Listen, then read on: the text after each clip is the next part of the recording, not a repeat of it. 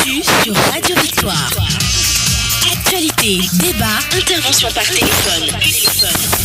C'est tous les jours à partir de 7h. Sur la fréquence magique, la 87.3 FM. Audi Actu. Audi Actu, vous y êtes et nous y sommes. Et ce lundi, notre invité nous vient du parti Front des démocrates et des patriotes pour la démocratie, le FPD, dont le président national est monsieur Djimon Oré, ancien député à l'Assemblée nationale. Alors, honorable Djimon Oré, encore une fois, vous n'étiez pas là quand nous prenions l'antenne. Alors, bonjour.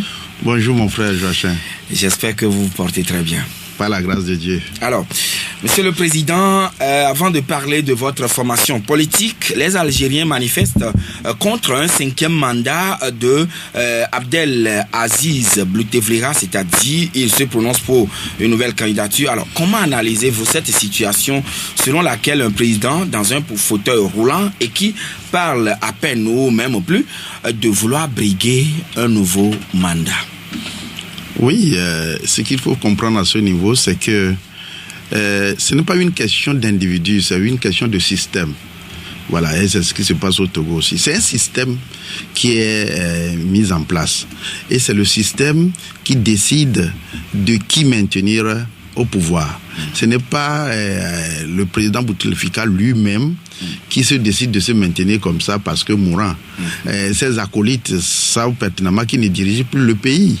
Et ils ont besoin d'un pareil personnage pour continuer à avoir la main basse sur les ressources algériennes, c'est tout. C'est une question de système. Donc, et il peut même céder. Le système ne va pas changer. Donc, le combat que les Algériens doivent mener, c'est un combat basique. Ce n'est pas un combat de Bouteflika va dégager, ce n'est pas ça. Comment changer ce système? Bien entendu, ce système a combattu la colonisation française, d'accord, mais aujourd'hui, ils doivent aller plus loin que ça, installer la vraie démocratie pour l'indépendance réelle, effective, l'épanouissement des populations. Ce qui manque aux Algériens. Donc c'est un combat basique pour mettre fin au système qui les régente. Ce n'est pas une affaire de candidature de 5e ou 7e mandat de Bouteflika. Oui, donc il est soutenu fortement par le système. C'est le système même qui le sécrète. C'est un élément du système. Et donc si le système aujourd'hui même voudrait se débarrasser de lui, le système sera maintenu. Et c'est ça. Oui, c'est mais ce qu'il faut comprendre. Il n'y a plus autre pion dans le système pour remplacer M. Bouteflika, comme je l'ai dit tout à l'heure, par la peine ou voire même il n'arrive pas à parler. Oui, c'est ça. C'est-à-dire que les tenants du système jugent normal de le maintenir pour continuer à en profiter. C'est tout. Dès l'instant que ils vont pouvoir s'entendre sur une autre personnalité, la vie d'une autre personnalité, ils vont le dégager eux-mêmes. C'est ça. Revenons donc un peu proche de notre pays, le Togo. Il s'agit du Nigeria où 84 millions d'électeurs devraient départager 73 candidats en lice pour devenir chef de l'État au Nigeria, le géant de l'Afrique de l'Ouest. Mais à quelques heures de l'ouverture, donc, le président de la CENI, le président de la commission électorale, Mahmoud Yakubu, a annoncé, et je le cite, pour pouvoir garantir la tenue d'élections libres, justes et crédibles, organiser le scrutin comme il était convenu n'est plus possible. Et on a dû reporter le scrutin. Votre appréciation? Oui, mais il faut d'abord partir d'un fait. Le Nigeria, c'est un géant vraiment. Ce n'est pas un petit pays. Vous parlez de la population électorale qui est estimée à 85 millions. Vous comprenez. Donc c'est énorme. 85 millions qui fait c'est énorme. On dirait 10 fois la population du Togo. Qu'est-ce que vous appelez pas 10 fois? Ça dépasse cela. Il ne faut même pas comparer ce qui est incomparable. Alors, organiser un scrutin dans un pays pareil, et à la fois ce n'est pas présidentiel seulement, il y a les législatives aussi, jumelées. Et donc, vous imaginez le nombre des dispositifs qu'il faut mettre en place. Et chaque 4 années, ça s'organise. Moi, je crois que une semaine ne va pas pouvoir déstabiliser les Nigériens dans leur choix. Et il ne faut pas craindre aussi, parce que les Nigériens sont capables de remplacer quelqu'un s'il veut. Sani Abacha, on ne sait pas comment il a été assassiné. Et lorsqu'il voudrait faire à sa tête, on ne sait pas comment est-ce qu'il est parti. Obasanjo, dans sa fougue, a tout fait, mais il n'a pas réussi à se maintenir. Buhari ne peut pas se maintenir si les Nigériens n'en décident pas. Voilà. Et c'est pas un report d'une semaine qui va le maintenir si les Nigériens n'en décident pas. Avec Goodluck Jonathan. Bien sûr, c'est clair. Les Nigériens, ils sont suffisamment indépendants. Ils ne sont pas sous l'influence des puissances. Les électeurs sont suffisamment matures? Non, les électeurs sont matures d'abord parce que pour que les électeurs soient matures, il faut avoir la moyenne classe. Or, la moyenne classe est très énorme au niveau du Nigeria. Et à l'inverse, au Togo, il n'y a pas de moyenne classe. On a le bas peuple qui est contraint à vivre une mendicité et donc qu'on manipule à chaque élection. Au Nigeria, il y a la moyenne classe qui est sereine et qui en décide le moment venu. Voilà. Autrement dit, la moyenne classe est autosuffisante et ne dépend pas forcément des acteurs politiques pour se laisser facilement manipuler. Oui, la moyenne classe, c'est laquelle?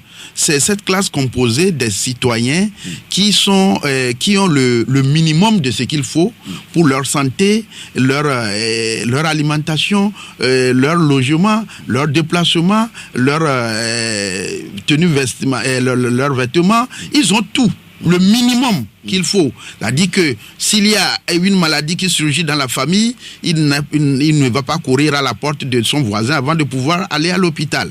C'est ça la moyenne classe. Mais dans une dictature féroce comme celle du Togo, la moyenne classe, on fait tout pour qu'elle n'existe pas. Et donc, on a un sommet effilé et le bas peuple qui est large. Dans ces conditions, vous voyez, la marche vers la démocratie est très très lointaine. Alors, normalement, les Togolais aussi s'attendaient à un tel report quand il était question de législatives, mais ça n'avait pas pu. Mais aujourd'hui, Buhari, lui, rapidement, il a admis cela dans son pays. Non, parlant du rôle du chef d'État nigérian par rapport à la vie de notre pays, le Togo, ce qui est dangereux, c'est que un grand pays comme le Nigeria, que des chefs d'État de ce pays-là acceptent jouer le mauvais rôle contre le peuple togolais une fois que la France le leur demande. Ce que Obasanjo a joué comme rôle en 2005, c'est ça que Buhari a répété en 2018, parce que, bon, il pense que les Togolais, il ne faut pas s'en occuper, il faut les laisser à leur triste sort, en les enfonçant d'ailleurs. Bon, c'est le rôle-là qu'il a joué, mais le sang des Togolais qui sont lâchement assassinés, le sang-là va interroger chacun d'eux, ceux qui ont joué et qui continuent à jouer un rôle négatif par rapport à la vie de notre pays. Vous y croyez? Certainement. Si M. Buhari, j'ai beaucoup d'admiration pour cette personnalité, mais le sale boulot, sans vergogne, qu'il a accepté faire au Togo, parce que la France le lui a demandé, c'est suffisamment grave. Mais non, il ne s'est pas verbalement impliqué dans la résolution de la crise togolaise, c'est vrai. Il a dépêché un ancien général et puis un ministre des Affaires étrangères au Togo dans le cadre de la résolution, mais personnellement, il ne s'est pas impliqué en tant que tel. Cette affaire de médiation de la CEDEAO, on a beaucoup à dire, hein? Beaucoup. Mais qui était le président en exercice de la CEDEAO? C'était lui. C'est lui. Ah, oui. Alors, et le parlement de la CEDEAO, ça siège où? À Abuja, dans son pays. Alors, donc, et comprenez très bien, lorsque M. Macron a fait un déplacement au Nigeria, année 2018, pour pouvoir rencontrer le président nigérien, c'est à partir de cet instant que la position du président Buhari a changé par rapport au Togo. C'est ça. Le président français avait dit à l'époque qu'il faudrait que le Nigeria finisse ces élections et puis s'occuper du cas du Togo pour la résolution de la crise. C'est ce que je vous dis. Oui. C'est la France-Afrique qui lui a confié le rôle de le sale boulot. C'est ça. Bon, donc, la France-Afrique est organisée de telle enseigne que d'autres chefs d'État de la sous-région qui ne sont pas dans le précaré français, alors la France fait tout pour les travailler afin qu'ils adoucissent leur position pour laisser passer la forfaiture éternelle par rapport à la vie des Togolais. C'est ce qui s'était passé. Et vous voyez le comportement du président ghanéen qui s'est muré dans un silence incompréhensible lorsqu'il a reçu la délégation des évêques, des imams, les religieux du Togo. À la veille, pratiquement la veille voilà. Il ne s'est pas scrutin. prononcé. Il ne s'est pas prononcé. Pourquoi? Parce que... Non, mais est-ce qu'il avait obligation de pouvoir se prononcer? Il avait obligation. Il était un des facilitateurs, n'est-ce pas? Oui, de la... Alors c'est une obligation morale de se prononcer.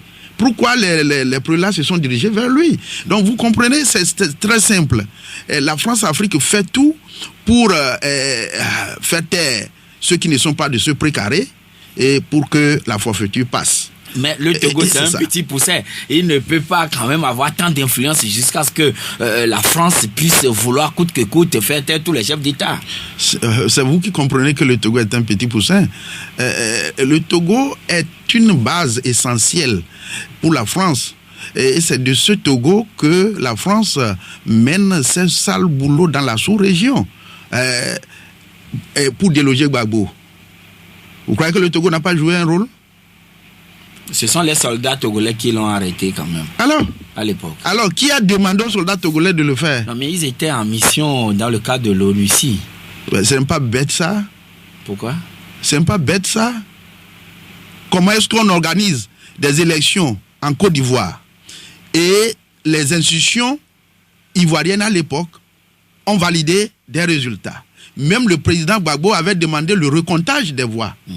Et on décide de bombarder, tuer pour les déloger, et vous dites que donc les soldats togolais ont joué un bon rôle dans ce cadre-là. Lorsque les Burkinabés ont dégagé Blaise Compaoré, alors si ce n'est pas la vigilance des Burkinabés, à partir du Togo, la France devait remettre en cause leur transition. Vous savez, le Togo, notre armée, ce que vous appelez l'armée togolaise, ce n'est pas l'armée togolaise, c'est la base militaire française. Malheureusement entretenu par les ressources des Togolais. Oui, mais c'est une armée forgée par l'ancien président général Gnassingbé. Et qui a forgé Gnassingbé? Qui a forgé Gnassingbé? Ce n'est pas la France?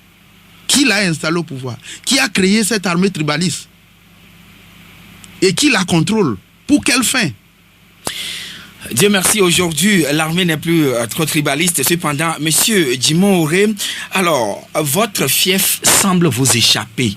Et c'est depuis le 20 décembre dernier. Est-ce que vous l'avez constaté? Puisque c'est monsieur Jerry Tama, aujourd'hui, qui est devenu, je ne dirais pas le chef de file, mais l'opposant, reconnu par les populations de l'Est Mono.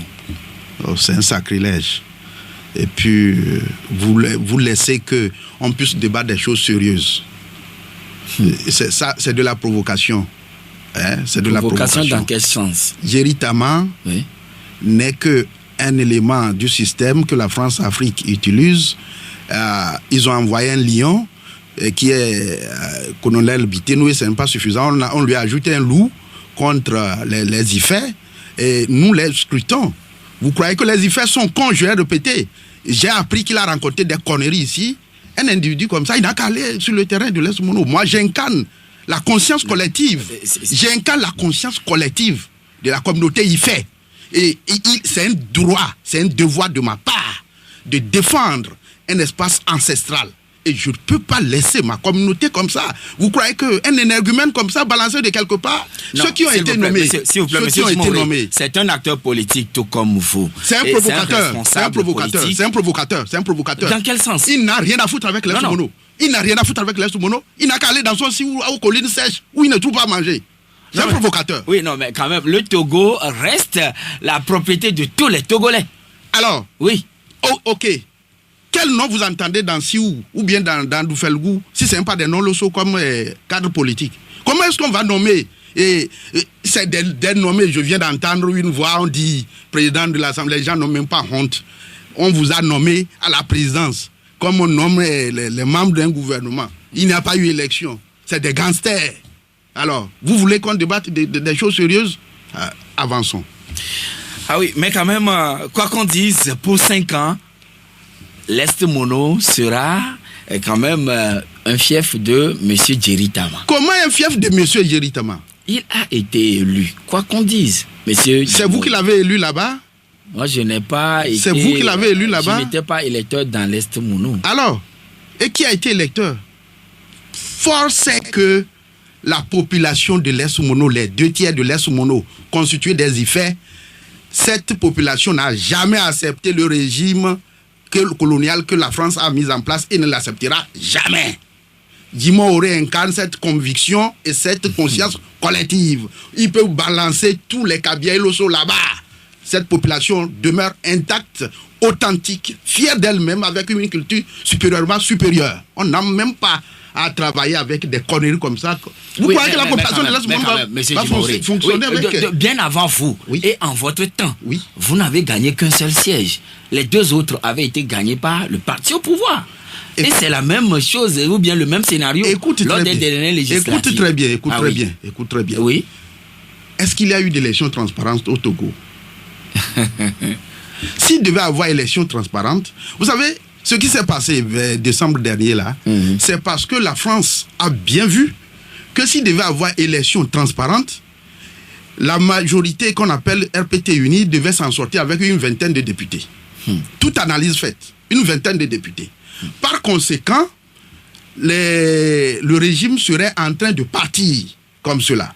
C'est pour ça qu'ils ont réédité la forfaiture qui est permanente. Alors, il ne faut pas s'amuser. Les populations, ce n'est pas le cas de l'Est Mounou qui devait vous intéresser seulement. Voilà, puisque c'est là où vous avez été élu. Bon, non. Alors, maintenant, qu'est-ce qui explique le fait que le FPD n'ait pas pris part à ces élections? Puisque vous n'êtes pas de la coalition de la C14. Mais qu'est-ce qui explique le fait que vous n'ayez pas pris part donc à cette élection? Mais vous connaissez la position du FPD. Il y a deux écoles. Il y a l'école des réformistes tièdes et l'école des transitionnalistes. Nous sommes de la transition. Nous voulons que la transition ait lieu pour déraciner le bal avant de foncer. Et donc, nous ne pouvons pas cautionner cette mascarade. Mais comment voulez-vous que le FPD participe à un processus où l'appareil électoral du bas niveau jusqu'au sommet, c'est unir RPT 100%. Qu'est-ce qu'on va aller chercher? La liste électorale n'a pas été une liste électorale. Ils n'ont même pas besoin de vote pour nommer qui ils veulent. Le FPD ne peut pas cautionner cela. Alors, raison pour laquelle vous n'avez pas pris part à ces élections. Maintenant, est-ce que le FPD veut se retrouver dans le grand rassemblement qu'annonce la coalition des 14 partis de l'opposition? Non. Nous n'avons rien à foutre avec eux. Pourquoi? Parce qu'il faut comprendre aussi, lorsqu'on incrimine la CEDEAO, il faut revenir sur le comportement de ceux qui ont accepté jouer le rôle de cette mascarade-là. Les responsables de la C14, est-ce qu'ils ont fait leur autoconscience, ce qu'on appelle l'introspection, pour situer l'opinion par rapport au rôle qu'ils ont joué dans cette affaire pour que la CEDEAO puisse narguer le peuple togolais une fois encore? Est-ce qu'ils ont fait cet examen de conscience? Bon, et de deux, je vous l'ai dit et je répète, le FPD ne s'emballe pas dans un regroupement dont l'annonce a été faite à travers les médias. Pas du tout. Non et non. Et donc, ils sont de la vieille classe, ils n'ont qu'à continuer. Bon, dans le jeu de la France-Afrique, je vous ai dit, c'est des manipulés. C'est des manipulés de la France-Afrique. Vous parlez de la France-Afrique. Mais qu'est-ce que la France-Afrique vient chercher dans la politique interne au Togo, monsieur Djimoré? S'il vous plaît. L'ennemi du peuple togolais, c'est la France. OK? Et comme telle, c'est elle qui a mis en place le régime, c'est elle qui fait tout, et en recrutant des élites togolaises, et en les manipulant. Je vous dis, pour qu'on en arrive à une société neuve, il faut un être humain qui est décomplexé, qui n'exalte pas l'égoïsme comme valeur suprême pour incarner la lutte populaire. Nos aînés sont tous manipulés par la France. Ils sont dans les réseaux. Et c'est ces réseaux qui les manipulent. Ils n'ont pas la conscience indépendante, libre. Et voilà. Et pour que pour que... On parle d'alternance. Élection 2020, qu'il y ait alternance, il faut choisir tel candidat. Tout ça là, c'est amuser la galerie. C'est le jeu de la France. C'est qu'il faut d'une manière basique. Oui. D'une manière basique, nous sommes en lutte pour la mise en place d'une constituante via une assise nationale. Et pour déraciner le mal, il faut mettre fin à l'état diabolique mis en place par la France. Alors, si vous tenez toujours à votre... vous tenez mordicus à ce que vous aviez toujours demandé comme transition pour aller à une constituante, etc., à travers une assise nationale, vous y tenez encore? Et nous travaillons pour ça, d'une manière basique. Vous croyez que... Oui, maintenant, comment? En singleton, vous évoluez? Non, ce n'est pas singleton. Il y a des organisations de la société civile qui voient bien, qui sont lucides. En réalité, ce n'est pas un parti politique de régler le problème du pays. C'est le bas peuple lui-même. Mais nous jouons notre partition. Nous apportons notre contribution à ce bas peuple pour que s'il se libère un jour. Et donc, notre travail ne s'inscrit pas dans des options électoralistes. Voilà. Peu importe, 2019, local ou pas, 2020, présidentiel ou pas, ce qui nous importe, c'est d'aider le bas peuple à se débarrasser de l'état diabolique des Occidentaux. Oui, mais quand même, si nous nous référons un peu à la RDC, voilà, pratiquement le Togo et la RDC se retrouvaient dans le même système, mais quand même, à travers une élection, on a obtenu l'alternance, mais de manière pacifique. Très bien. Il faut analyser les faits, froidement. Ce sont les Occidentaux qui ont installé Kabila, jeune au pouvoir, Joseph. Et il a servi leur intérêt. À un moment donné, le monsieur a compris que c'était assez. Il fallait sortir par la grande porte. Et il a dribblé les Occidentaux en organisant ce qu'il a organisé, et il est parti par la grande porte. Et c'est ça même qui a énervé la France, vous avez compris, qui a énervé la France, et la France était pleine au niveau de l'ONU, et en quelle qualité? Et c'est ça, par rapport à ça, que nos chefs d'État ici ne pouvaient pas appeler Tshisekedi pour le féliciter. En ce temps-là, ils attendaient que la France se prononce. Regardez, c'est très léger comme ça, ce qu'on a comme chef d'État de précaré français. C'est très léger. On a besoin des patriotes capables. À l'image de Charles Blé Goudé, c'est de cela qu'on a besoin en Afrique. On n'a pas besoin des vampires, des éléments vous allez à l'église, Ils constituent des valets de la France. Vous allez à l'église. Les premiers responsables africains. Oui, vous allez à l'église, vous allez à la mosquée, on prie, on dit, nous avons des problèmes, que Dieu nous aide à dominer le Satan. Le Satan, c'est ce que vous voyez là. Le Satan n'est pas quelque part. Alors, monsieur Dimor, nous sommes en train de parler de la politique. C'est ce que la France a installé qui est Satan. Aujourd'hui, quoi qu'on dise, il y a eu alternance pacifique en RDC à travers une élection. Oui, non, c'est ce que je dis. Pourquoi le même schéma, vous ne le préconisez pas pour le cas Togo? Le chemin. Oui. J'ai dit, lorsque la sagesse au sommet de l'État prend le pas, c'est ce que nous avons préconisé en saisissant le chef de l'État depuis 2014, de laisser son ego, de servir l'intérêt de la France pour rentrer dans l'histoire ou bien sortir par la grande porte, faire le miracle que son père n'a pas pu faire. Oui, c'est ce que nous l'avons saisi. Mais ne voyez-vous pas que parfois vos critiques vis-à-vis de sa personne peuvent toutefois le braquer pour ne pas accorder assez d'importance à ce qu'il fait, le mal que lui fait aux Togolais? Il faut juger nos critiques. Nos critiques ne sont rien par rapport au mal qu'il fait aux Togolais. En personne, non? En personne? Non. Si. Qu'est-ce qu'il a pu poser comme acte lui-même? Écoute, alors, il est en train de boucler 15 ans. Qu'est-ce qu'il a fait de positif?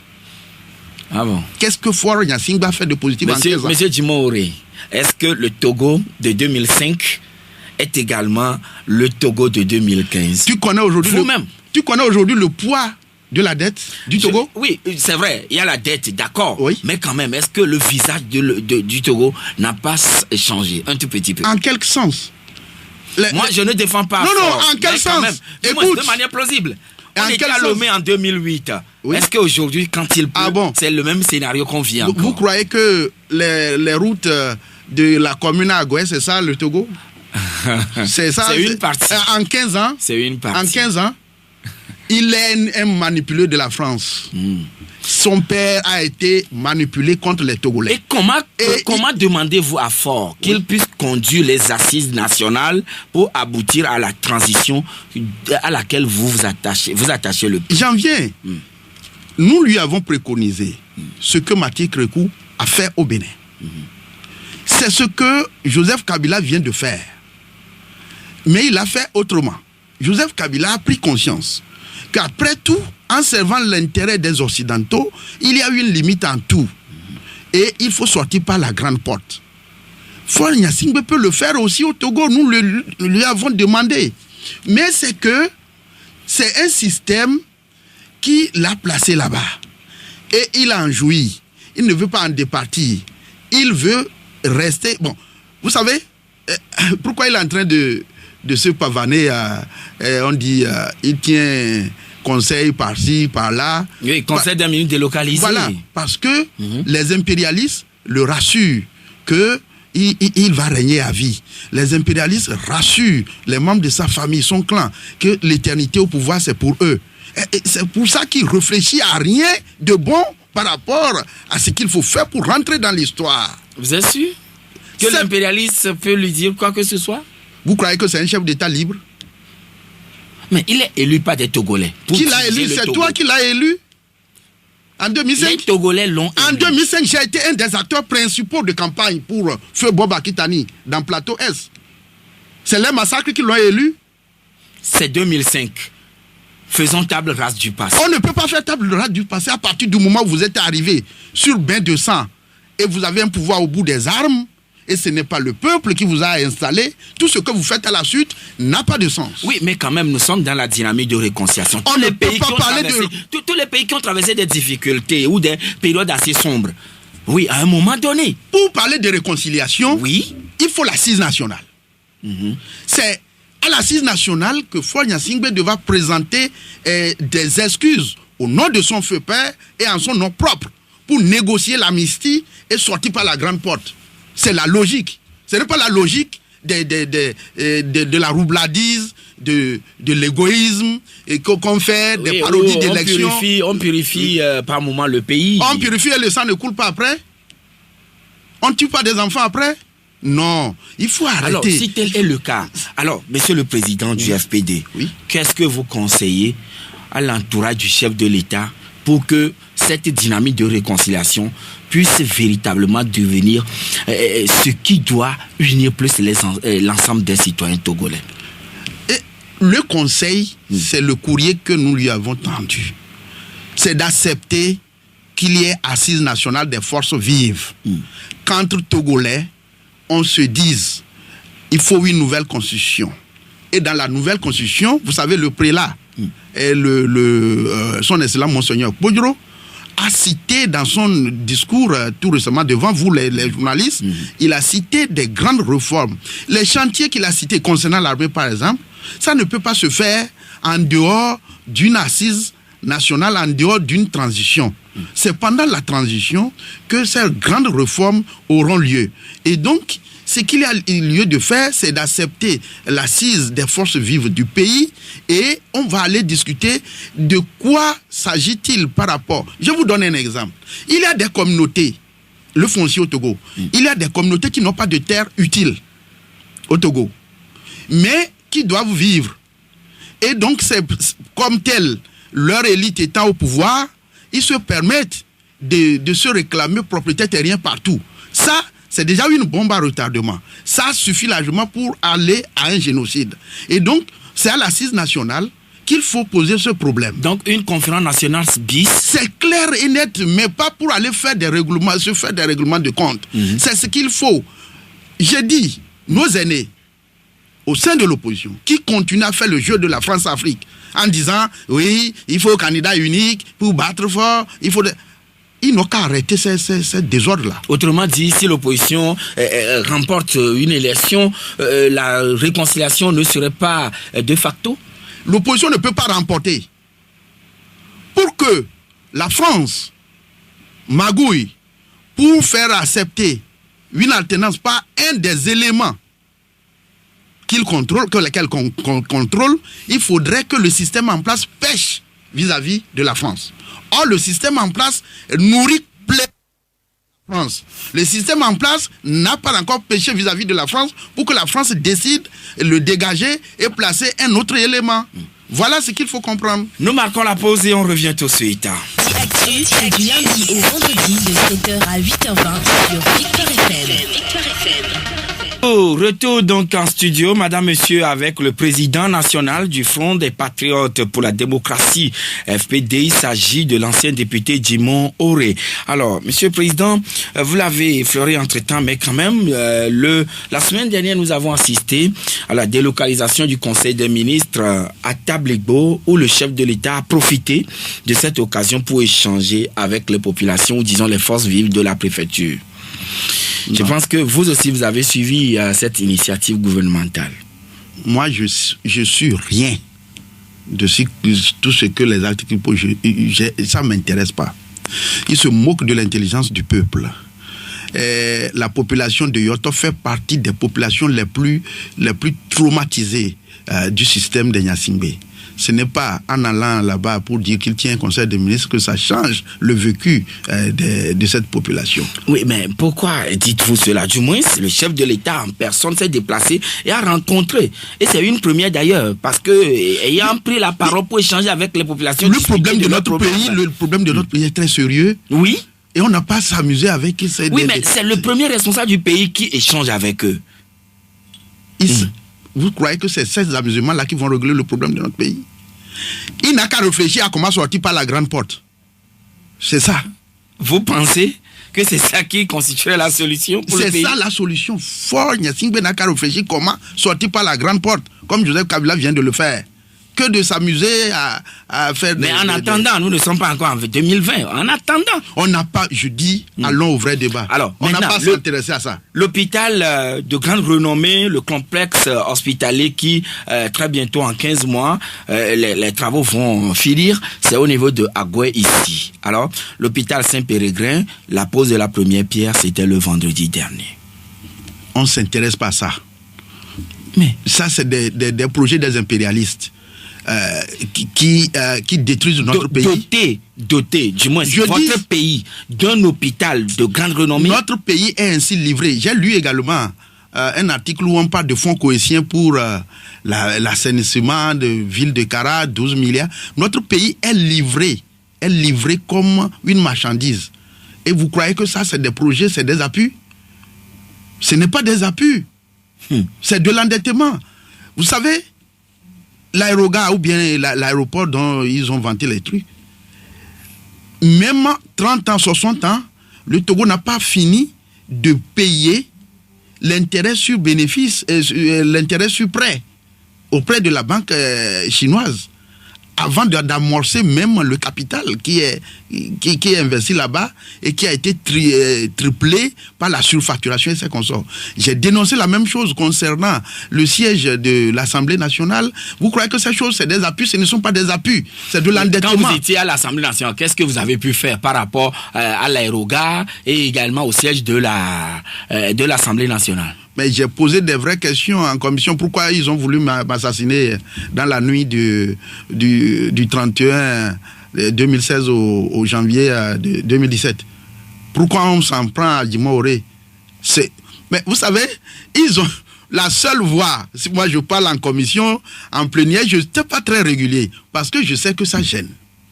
Et donc, pourquoi votre présence va gêner? Ça gêne beaucoup. Non, mais il y avait des gens aussi, les Kissi, les Alphonse Pogo, les maîtres Isabelle Abegan, qui posaient aussi des questions. Même des députés de UNI posaient aussi des questions pertinentes au nom du gouvernement. Laissez les détails là. Ce que je dis, c'est très profond. Ce que je dis, c'est très profond. Affaire d'hôpital dont vous parlez, c'est le pillage de notre pays. Les ressources sont entrées encore... Ce n'est pas, et les ressources même n'existent plus, ils ont tout liquidé. C'est l'endettement pour les générations à venir. Ça n'a rien à voir avec des projets pour l'intérêt des Togolais. Oui, mais quand même, doter notre pays d'un hôpital ou de référence, ça du moins, ça aurait pu enchanter l'ensemble des Togolais. Non, parce que ce qui est caché derrière cet investissement, l'homme politique lucide comme moi le sait. Et je ne peux pas admettre que devant l'opinion, je puisse accepter que cela est une bonne chose pour le Togolais. Et qu'est-ce qu'on aurait fait si vous étiez à la place de celui qui a posé l'acte? Ce qu'il faut faire aujourd'hui, c'est d'aller à une assise nationale pour que le système des Nyasingbe puisse plier bagage en douce et que les Togolais puissent se regarder en face comme des compatriotes condamnés à vivre ensemble. Ce ne sont pas, après cinquantaine d'années, ce ne sont pas ces gymnastiques, ces va-et-vient qui vont régler le problème est fondamental. La fin du système que les Français ont mis en place. Comment est-ce qu'on met fin à ce système pour que le pays n'aille pas au génocide? Le pays ne débouche pas sur le chaos des chaos. C'est ça l'urgence. Et si vous suivez très bien l'interpellation de son excellence, Monseigneur Pojoro, c'est très profond. Le reste, c'est de l'amusement. Afin des élections, on dit quelques réformes tièdes. Ce n'est pas ça. Ce n'est pas ça. 1000 ans, le gros caillou dans l'eau ne deviendra crocodile. Les Nyasingbe peuvent faire encore un siècle. Et le Togo va sombrer. S'ils ont fait déjà cinquantaine d'années. Alors là, vous personnalisez le débat. Non, oui. Je personnalise le débat parce que le système est incarné. Et s'il est incarné, il est incarné par un nom. Et donc, le nom qui incarne le système qui traumatise les Togolais, il faut le dénoncer. Alors, les réformes très bientôt seront opérées par les députés à l'Assemblée nationale, dont Mme Tchegan est à la tête, c'est-à-dire la présidente de l'institution. Ça fait sourire. Vous n'y croyez pas? Ce sont des députés, ça? Non, les réformes à opérer par les députés. Vous appelez ces gens-là députés?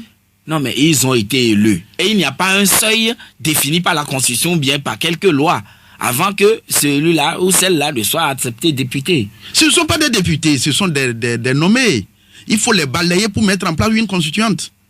C'est ça la lutte fondamentale aujourd'hui pour le FPD. Et c'est l'explication qu'il faut donner au bas peuple.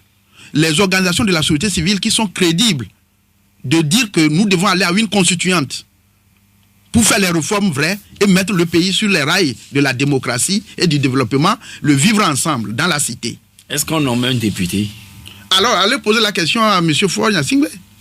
Monsieur Jimoro. Qui les a nommés? C'est lui qui les a nommés. On nomme pas un député. C'est lui qui les a nommés. Mais si c'est nommé, alors pourquoi dépenser tant de milliards pour que nous allions à des élections? Voilà, justement. Justement, oui. C'est le plan machiavélique, le plan satanique de la France contre le peuple togolais. On organise des mascarades et pour piller davantage et les ressources pour faire de... La France n'a pas envoyé d'observateurs. Et vous pensez que c'est la France qui a organisé ces élections? Qui a mandaté la CEDEAO pour le sale boulot? C'est pas la France? 22 21 80 99 92 02 80 63. Vous avez une question par intervention à poser à notre invité. Vous êtes en direct sur Victoire FM. Allô? Allô, bonjour. Oui, bonjour monsieur Ali. Ah, monsieur Jossin. Oui. Vous êtes bon, comment vous ma voix comme ça? Bon, monsieur Jossin. Oui. Vous savez, les gens discutent dans le vide. Moi, je vais dire, monsieur Dimoré, que en 2020, Ford ne doit pas sortir grande porte. Il serait candidat, serait élu. Ils disent que les députés sont nommés. Un endroit africain qui manque le chien, les moutons vont à la chasse. Du moment qu'ils ont abandonné d'aller à la chasse, qui on va les remplacer? Donc il n'y a pas de... Les gens sont élus. Si quoi que ce soit, si ils savent qu'ils sont nommés, on va les chasser à l'Assemblée nationale. C'est pas du sérieux, les gens parlent comme ça. Merci, monsieur Jossin. Merci, monsieur Ali. Nous allons accueillir monsieur Gado. Bonjour. Bonjour, monsieur, et bonjour, honorable. Bonjour. Bon, voici ma question. Est-ce que pour la transition Togo, au-delà de 2020 avec Faure Nyasingbe, est-ce que ça peut faire sortir le Togo de la crise? Ou plutôt, il y a deux noms que je vais proposer, Boko et puis peut-être la Jamagbo, pour essayer de faire comme Tshisekedi Kabila. Merci, bonne journée. Bien noté pour vous, cher ami. Monsieur Kokou, bonjour. Bonjour, monsieur Jacquin. Oui. Bonjour, honorable Dimoré. Bonjour. S'il vous plaît, monsieur Dimoré, député de la 6e magistrature, je voudrais savoir, lorsque vous étiez à l'Assemblée, en tant que le député a pour rôle de surveiller l'action du gouvernement, quel a été le contrat que l'État togolais a signé avec M. Dangote concernant ce ciment, puisqu'on nous avait dit que le ciment sera vendu moins cher, mais au jour d'aujourd'hui, c'est au même prix. Comment est-ce qu'on a pu arriver à stabiliser le prix et que, pas plus tard que la semaine dernière aussi, 2 de nos compatriotes ont été tués par ce camion. Comment est-ce que le contrat a été signé? Merci beaucoup. Bien noté, cher ami. Alors, 92 02 80 63 22 21 80 99. Bozambo. Allô, bonjour. Oui, bonjour. Bonjour à notre invité. Honorable, bonjour. Bonjour. Ok, j'aimerais poser quelques questions. La fois passée, tout le monde a vu combien de personnes qui ont voté des députés ils ont à l'Assemblée maintenant. Et je me pose la question, on va laisser encore pour aller à ce, comment on appelle ça, local là, avec même chose, ou bien l'opposition va boycotter encore les locales et boycotter les présidentielles. Qu'est-ce que sera notre avenir? Boycotter, ce n'est pas bon. Maintenant, il faut s'organiser avec d'autres partis, avec la C14, il faut contacter avec eux et travailler. Votre idée est très bonne. Contacter avec eux. S'ils peuvent travailler avec vous, là-bas, il n'y aura pas de leadership et vous amenez votre idée pour combattre ce voilà. Si vous avez des idées, d'accord, partout, il y aura des problèmes. Merci et bonne journée. Oui, bonne journée, cher ami Bozambo. Allô? Monsieur Sambiani. Oui, ça va bien chez moi. Ouais, d'accord, allez-y. Ma question, je m'adresse à l'honorable. Quand il était à l'Assemblée, c'était pour voir qu'est-ce qu'ils ont pu faire. La deuxième question. Oui, qu'est-ce qu'ils ont pu faire, dans quel sens, puisque c'est un peu vague. Oui, bon, en fait, quand ils étaient à l'Assemblée, puisque tout se passe à l'Assemblée, les lois pour changer tout, pour changer le pays, ça se passe à l'Assemblée. Maintenant qu'ils ont refusé de participer là, le changement va se passer comment? Et s'il dit qu'aujourd'hui, les familles Nyassengbe n'ont qu'à dégager là, c'est comme ça on dégage un président sur le pouvoir. Bon, en fait, si vous l'avez bien cerné, il n'a pas dit de dégager en l'air, mais il a parlé des assises avant cela. Oui. Si vous avez suivi son raisonnement. Oui, je vous comprends maintenant. Les assises là, ce n'est pas à l'Assemblée que tout ça là, ce n'est pas à l'Assemblée tout va se passer. D'accord, il va vous répondre dans un instant. Monsieur Pelé? Oui, allô, bonjour. Oui, bonjour. Bonjour, ancien député. Bonjour, mon frère. Oui, bon, d'abord, on est toujours d'accord avec vous quand vous parlez de certaines choses. Mais aujourd'hui, là, les élections viennent de passer. Vous avez dit à la C14 de ne pas aller. La C14 n'est pas allée. Maintenant, est-ce que vous voulez que la C14 vous joigne ou bien vous allez joindre la C14? Ça, c'est la première question. Deuxième question, deuxième question, vous avez fait l'UFC dans le temps, être dans la rue, c'est une option. Après, vous avez fait, vous avez participé au gouvernement avec l'exécution Olympio, c'est une option aussi. Maintenant, la troisième option pour vous maintenant, des fois vous parlez d'un coup d'État salutaire. Je voulais savoir qu'est-ce que vous appelez un coup d'État salutaire sans armes. Non, s'il vous plaît, il n'a pas évoqué ces propos-là ici ce matin. Nous débattons donc de ce dont nous parlons ici, monsieur. Alors, s'il vous plaît, je n'admettrai pas cette affaire-là. Alors, Papa Sibiti, bonjour. Bonjour, mon directeur. Vous êtes le dernier intervenant pour le compte ce matin. Dis-moi, Auréla, depuis quand il est devenu opposant? Oui, mais maintenant, finalement, il y a quelqu'un à côté qui vous chuchote les trucs, Papa Sibiti? C'est moi, pardon. Il ne faut pas, je vous ai toujours dit que nous sommes ça. Il ne faut pas insulter. Pourquoi il insulte? Les présidents, il va être président seul. Les autres présidents des autres États, ils sont des légués, des vampires. C'est bien ça? Hein? Il n'a qu'à me répondre. Il dit que... non! Oui, maintenant, Papa Sibiti, comme vous le dites si bien en tant que sage, faut-il lui rappeler encore les erreurs faites ou carrément l'exhorter? D'accord, il ne faut pas l'exhorter à faire des erreurs. Il faut qu'il parle en paix. D'accord. Nous voulons la paix. Merci beaucoup. Merci beaucoup. Oui, pour Papa Sibiti, vous devez revoir un peu vos langages ou bien vos propos afin que dans la paix, tout se passe au mieux. Oh, écoutez, très bien. Si l'enfant qui a été lâchement assassiné à la veille de tirer la pratique mécanicienne, si c'était son enfant qui a été tué comme ça, il comprendra que ce que Djimon Horé dit n'est pas grave. Alors, monsieur Djimon Horé, allez-vous rejoindre la C14 ou bien c'est la C14 qui doit faire le pas vers vous? Non, là n'est pas le débat. Là n'est pas le débat. C'est une question d'idéologie. C'est une question d'approche politique. On ne se met pas ensemble pour les beaux yeux, on se met ensemble parce que vous avez une vision commune à servir au peuple. C'est sur cette base qu'on évolue.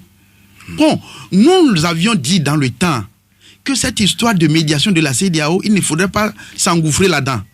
Voilà, nos aînés qui sont au niveau de la C14 ont dit bravo, c'est ça qui devait sauver le pays. Est-ce que nous on devait se retrouver dans ce chemin? Nous avons dit non. Alors aujourd'hui, qu'est-ce que ça pose?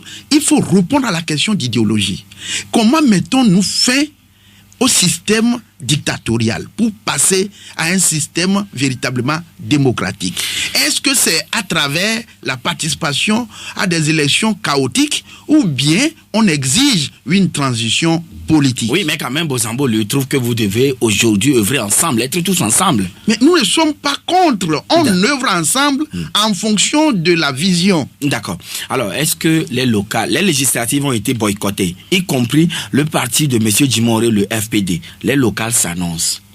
Vous savez, quel est votre choix? C'est ce que je dis tantôt. C'est la stratégie française. Et on organise une élection supérieure en termes de mascarade et on amène l'opposition à participer à une élection au bas niveau pour dire, c'est comme si on a frappé un enfant, il est en train de pleurer, on lui tend la carotte. C'est ça. En 98, présidentielle chaotique, et on leur a dit non, écoutez, acceptez, il y aura un dialogue parrainé par l'Union européenne et les législatives vont compenser cela. Qu'est-ce que ça a donné? Ici maintenant, c'est le chaos législatif qu'on voudrait amener l'opposition à aller au local pour dire bon, après tout, ça va panser les plaies. On nous prend pour des bambins, tout le monde n'est pas bambin en politique. Donc, le choix du FPD? On verra le moment venu. Vous étiez à l'Assemblée nationale, qu'est-ce que vous avez pu faire? Oui, moi je suis arrivé à l'Assemblée nationale. Mais je fais rappeler quand même que vous avez pu réussir ensemble, tous ensemble, à voter l'augmentation de vos salaires. Non. Non. Et non. Ah? J'ai jamais participé à un débat de l'augmentation de salaire. J'ai jamais participé. Ça n'a jamais été organisé. Ah oui, mais vous étiez absent. Et les absents ont tort. Ça n'a jamais été organisé. Oui, comment est-ce que vos salaires ont été augmentés? J'en sais rien. Et là n'est pas... Mais c'est aussi... Là... Ok. Ok. Le débat, c'est que vous avez une majorité qui n'est pas une majorité, qui est une minorité. Mais, bon, j'ai entendu un compatriote de poser la question, est-ce que tout ne va pas se faire à l'Assemblée nationale? À quelle Assemblée nationale? Monsieur Sambiani l'a dit. À quelle Assemblée nationale? Oui, même si vous décidez de l'assise nationale, oui, ça doit passer forcément, quand vous auriez fini les conclusions, ça doit passer forcément par l'Assemblée nationale. L'assise nationale doit déboucher sur la mise en place d'une constituante. Voilà. Ce n'est pas pour fonctionner avec... vous amusez avec l'intérêt général. Mais ceux qui sont là, vous avez boycotté. Donc, on devrait arrêter le scrutin et puis le pays serait là comme ça. Et le pays avance ça? Contrat Dangote, qu'est-ce qui en a été fait? Il faudrait poser la question à la ministre Leguezim. Je vous dis, le pays est livré. Le pays est livré et c'est ça. Ça rejoint la même question. Ce que les Indiens font de l'exploitation de ciment en pays Yotor et où les ouvriers sont moins que rien. Ça dépend de ce que... C'est pourquoi je parle d'État diabolique qui signe des contrats sur le dos du peuple pour écraser le peuple, pour leur intérêt et l'intérêt de l'extérieur. C'est ça. Donc ça n'a rien à voir avec quelque chose de sérieux. Et maintenant, votre transition, la transition dont vous parlez, c'est la transition dont vous parlez au-delà de 2020 ou bien quand?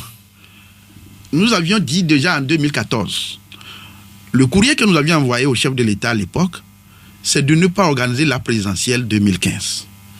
C'est d'ouvrir la phase de transition.